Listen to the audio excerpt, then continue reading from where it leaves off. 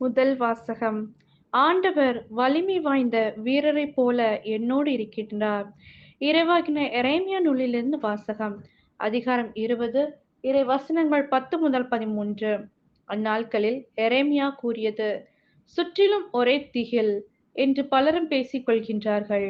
பழி சுமத்துங்கள், வாருங்கள், அவன் மேல் பழி சுமத்துவோம் என்கிறார்கள்.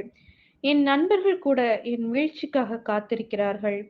ஒருவேளை அவன் மயங்கி விடுவான், நாம் அவன் மேல் வெற்றி கொண்டு அவனை பழி தீர்த்துக் கொள்ளலாம் என்கிறார்கள். ஆனால் ஆண்டவர் வலிமை வாய்ந்த வீரரைப் போல என்னோடு இருக்கின்றார். எனவே என்னை துன்புறுத்துவோர் இடறி விழுவர். அவர்கள் வெற்றி கொள்ள மாட்டார்கள். அவர்கள் விவேகத்தோடு செயல்படவில்லை. அவர்களின் அவமானம் என்றும் நிலைத்திருக்கும். அது மறக்கப்படாது. படைகளின் ஆண்டவரே, நேர்மையாளரை சோதித்தறிபவரும் உள்ளுணர்வுகளையும் இதய சிந்தனைகளையும் அறிபவரும் நீரே. நீர் என் எதிரிகளை பழிவாங்குவதை நான் காண வேண்டும். ஏனெனில் என் வழக்கை உம்மிடம் எடுத்துரைத்துள்ளேன். ஆண்டவருக்கு புகழ் பாடுங்கள், அவரை புகழ்ந்தேத்துங்கள். ஏனெனில் அவர் வறியோரின் உயிரை தீயோரின் கை நின்று விடுவித்தார். இது ஆண்டவரின் அருள்வாக்கு. இறைவா உமக்கு நன்றி.